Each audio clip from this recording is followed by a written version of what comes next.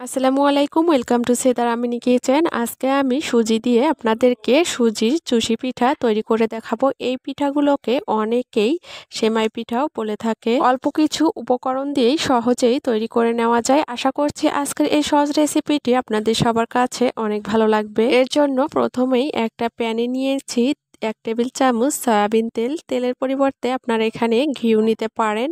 তেলটা যখন একটু গরম হয়েছে তখন 1 কাপ এর মধ্যে সুজি দিয়ে দিব।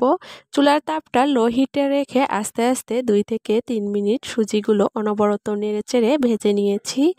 এখন আমি এই সুজির মধ্যে অল্প অল্প করে নর্মাল দুধ দিয়ে একটা ডো তৈরি করে নিব। আপনারা চাইলে দুধ ছাড়াও শুধু পানি দিয়েই এই ডোটা তৈরি করে নিতে পারেন। এখনও এর মধ্যে 1 চামচ চিনি দিয়ে চুলার তাপটা মিডিয়াম হিটে রেখে অনবরত নেড়েচেড়ে শক্ত একটা ডো তৈরি করে নিতে হবে। আর এভাবে করে নেড়েচেড়ে দিতে দিতে এক সময়ে দেখবেন যে প্যানের গা ছেড়ে দিচ্ছে এই ডোটা, তখনই এই ডোটা হয়ে যাবে। এখন চুলা থেকে নামিয়ে এগুলো ঠান্ডা করে নিব।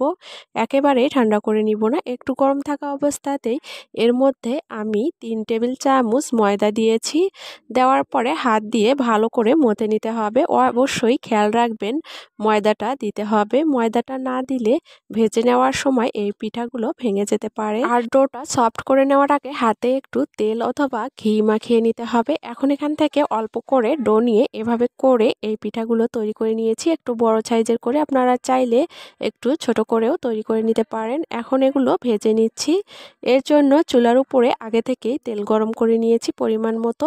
এখন এই তেলের মধ্যে একটা একটা করে পিঠা দিয়ে দিব। চুলার তাপটা লো হিটে রেখে কিছুক্ষণ পর পর নেড়ে চেড়ে একটু হালকা করে ভেজে নেওয়ার পরে তেল থেকে উঠিয়ে নিব। আপনারা চাইলে আরও একটু লালচে করে এগুলো ভেজে নিতে পারেন। আর একইভাবে আমি সবগুলো পিঠা ভেজে নিব। এখন চলে যাব শিরা তৈরি করতে। এর জন্য এখানে পরিমাণ মতো নর্মাল পানি নিয়েছি আর এর মধ্যে দিয়ে দিলাম স্বাদ অনুযায়ী চিনি।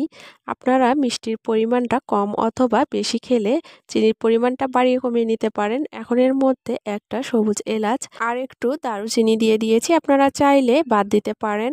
এরপরে যখন শিরাটা হয়ে এসেছে, একটু ঠান্ডা হয়ে যাওয়ার পরে একটু গরম থাকা অবস্থায় এর মধ্যে পিঠাগুলো দিয়ে দিব। দিয়ে দেওয়ার পরে 10 মিনিট ঢেকে রেখে দিব এই পিঠার মধ্যে শিরাগুলো ঠিকঠাকভাবে ঢুকে যাওয়ার জন্য। 10 মিনিট পরে পরিবেশন করে নিচ্ছি। আপনারা দেখতেই পাচ্ছেন শিরা খেয়ে এই পিঠাগুলো অনেক বেশি ফুলকো হয়েছে আর দেখতেও কিন্তু অনেক লোভনীয় হয়েছে। আপনারা চাইলে অল্প কিছু উপকরণ দিয়েই এভাবে করে ঝটপট এই পিঠাগুলো বানিয়ে নিতে পারেন। আশা করছি আজকের এই সহজ রেসিপিটি আপনাদের সবার কাছে অনেক ভালো লেগেছে। এরকম নতুন আর সহজ রেসিপি পেতে আমার চ্যানেলটি সাবস্ক্রাইব করবেন আর বেল বাটনটি অন করে রাখবেন আমার পরবর্তী ভিডিওর নোটিফিকেশন সবার আগে পাওয়ার জন্য। সবাই ভালো থাকবেন, সুস্থ থাকবেন। আল্লাহ হাফেজ।